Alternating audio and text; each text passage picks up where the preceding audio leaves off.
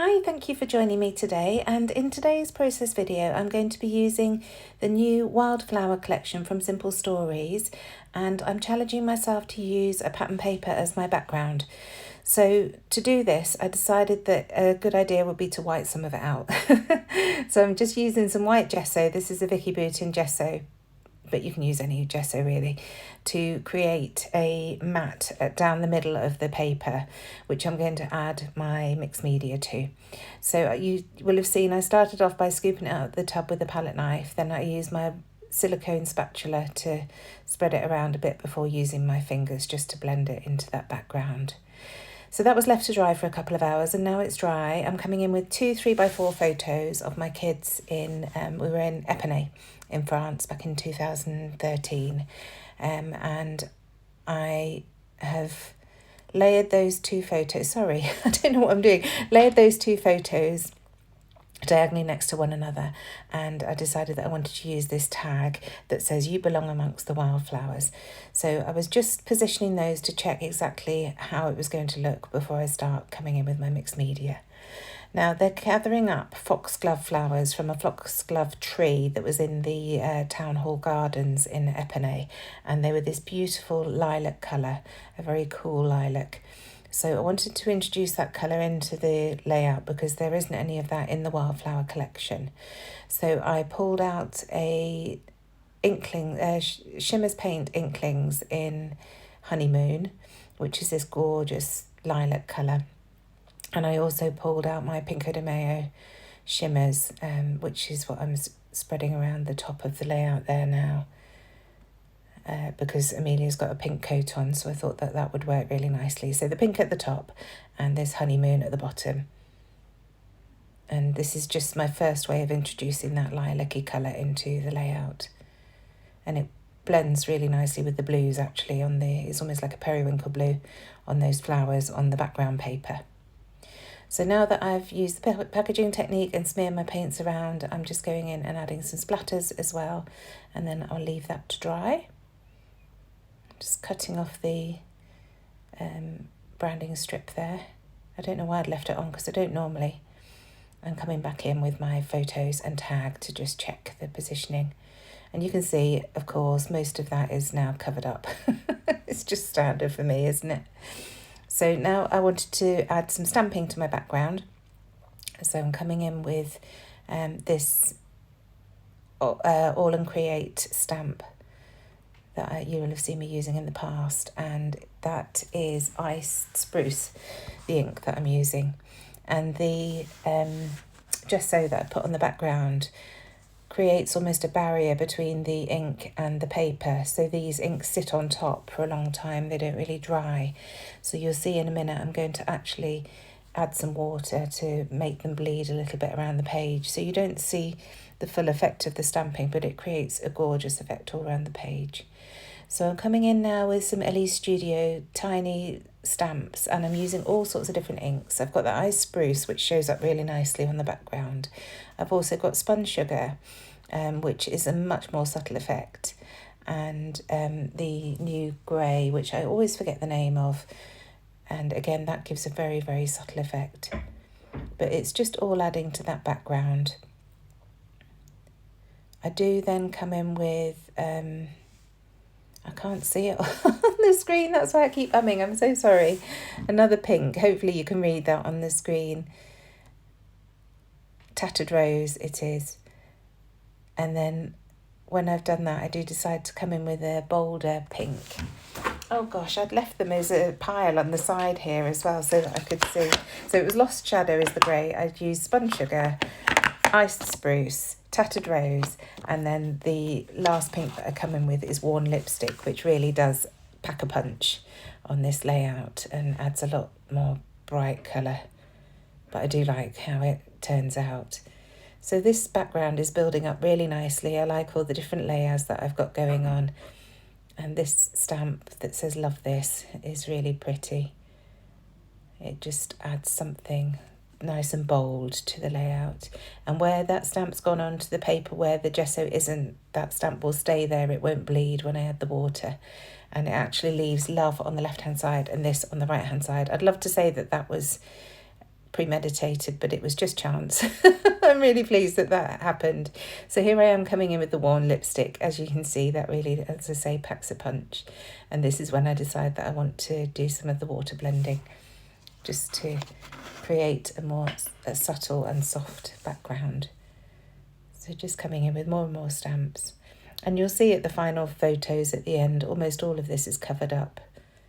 But it all adds to the background ultimately. So, and it was fun to create. It did take quite a while because waiting for layers to dry when you use gesso, you have to be very patient, but I do love the finished effect. So all these are Ellie Studios stamps. I love this heart, this circle heart. You'll have seen me using these sets plenty of times if you watched me in the past. Almost there now with the stamping. And then I'll blank it all out with the water.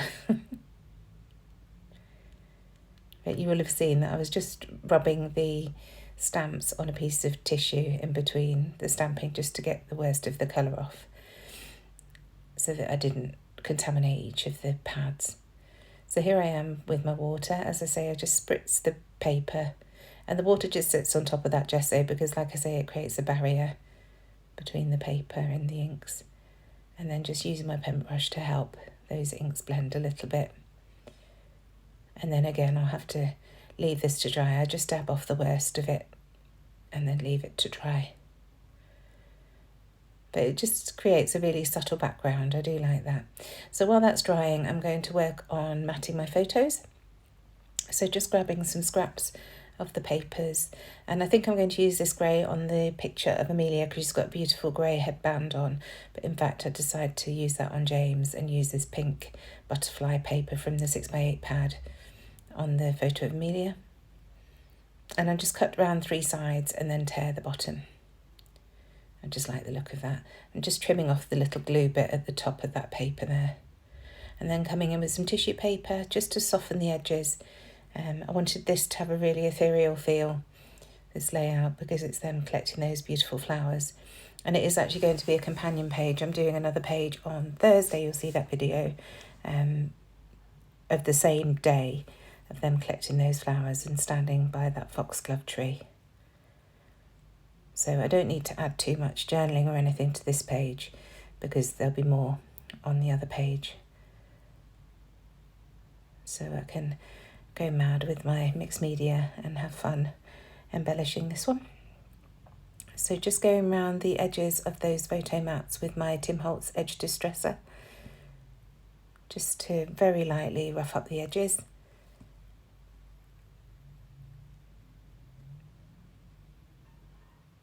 Almost there now. And then I'll bring the background back in and we can start building.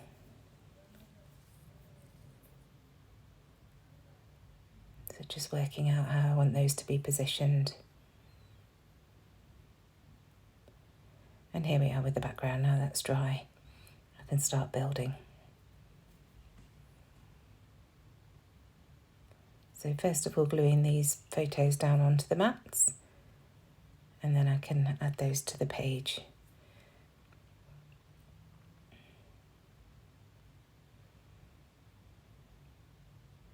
Just working out how to overlap them so that that tag doesn't look like it's on its own, so that it looks like it's all part of the same mat, if you like. So I'm coming in with my 25mm Sticks 2 foam pads, just to raise these photos up a little bit, and because there's so much mixed media on the background, it was an easy way to stick them down. And you see, I forgot and started to add my glue before I remembered that I was using foam pads. So now just checking the positioning of that tag, and then I'm going to add some of my wax twine in the lilac colour to the hole there. I haven't quite decided what to do with the tails, so I've just left that free at the moment until I've worked out what else to do with the rest of the layout. I didn't really have a plan. All I knew was that I wanted to use gesso and I wanted to use pattern paper, and I had these 3x4 photos, but that was as far as I got. When I saw this tag, I thought that would be perfect, but I don't really know at this stage exactly how I'm going to embellish the page. I did want to use one of these tassels. This is in the new embellishment kits on Hey Little Magpie. We've got these tassels. I'm also bringing in butterfly and heart from those kits. This is the pink and purple kit. So that pink is bringing in the pink from Amelia's coat, and then that butterfly is a beautiful purple. And that brings, again, it's another way of bringing that purple into the page, which isn't in this collection of papers from My Mind's Eye. So I really like how that works. So that Flair badge that I've tucked under that left-hand corner is the burlap Flair set from the Wildflower collection from Hey Little Magpie again. And I'm just going to add some thread underneath that a la Missy Widden, just to bring that pink into that corner. And now some blue thread to the right hand side. And I add that underneath the Simple Things foam sticker that I've used from the 6x12 foam sticker sheet. There it is, just deciding for definite that that's where I want it to go, and I did. I will fuss with this butterfly a little bit before it settles there, but it does settle at the top there. So just playing with all the bits and pieces I've got down here. That's one of our new canvas Flair badges from Hey Little Magpie that says play. I do move that in a bit. And now I'm just going through this 12x12 sticker sheet to work out what else I can add to the page. So I find this little piece that says you and me, and I think that works really nicely underneath that Flair badge. And then this circle says a lovely day, and I will move that in a little bit in a bit when I have a faff about and change everything.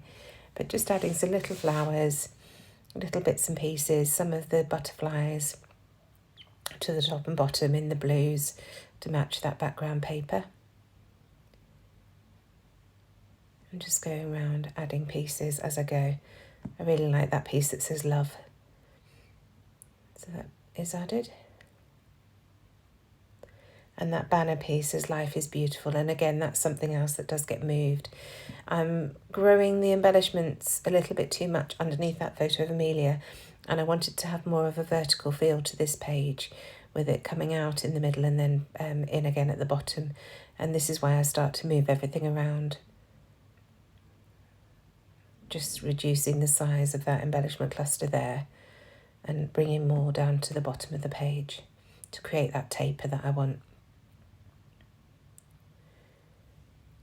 So that's just a little wooden button from my stash, and that pink heart, again, it's from that embellishment kit that we sell on Hey Little Magpie, and we are going to be selling them in packs as well. They probably will be up on the website when this video goes live.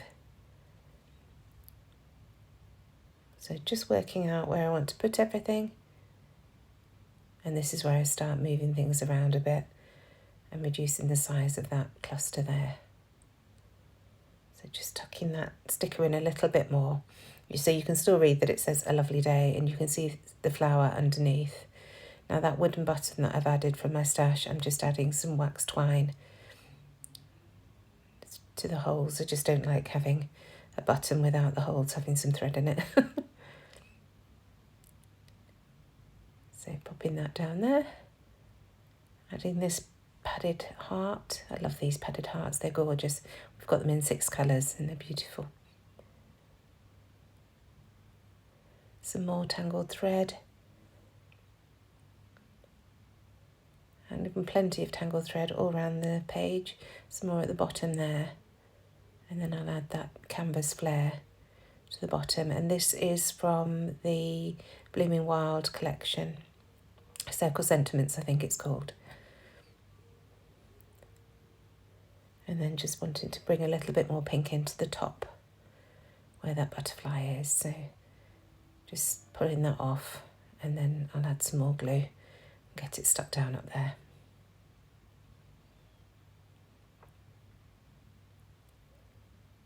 So now I decide that I'm going to just tie this in a bow. There's so much going on with all that tangled thread. I thought a bow would look quite nice, and it just holds that tassel in place as well.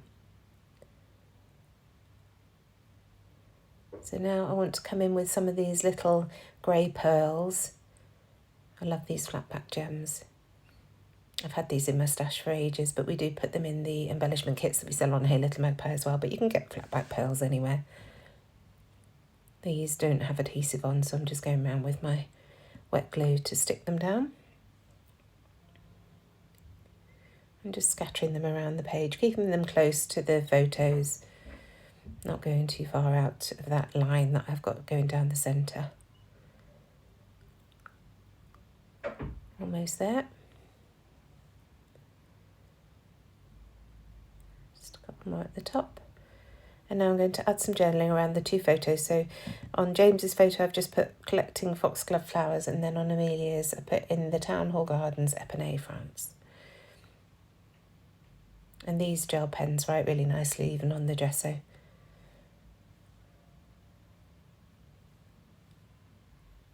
So now my roller date stamp, just to add the date underneath that wooden button. And I just add it a few times. And finally, I'm going to come in with some splatters of those same shimmers paints that I used at the beginning. So Honeymoon Inklings is the purple, which I'm adding to the top. I had the pink paint at the top there, so I'm adding the splatters in the Honeymoon Purple, focusing them at the top. And then I'm adding some pink splatters afterwards with that Pinko de Mayo shimmers.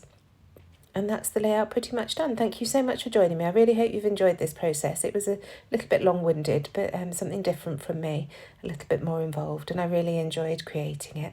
And I shall see you again on Thursday for the companion page. Thanks again. Bye.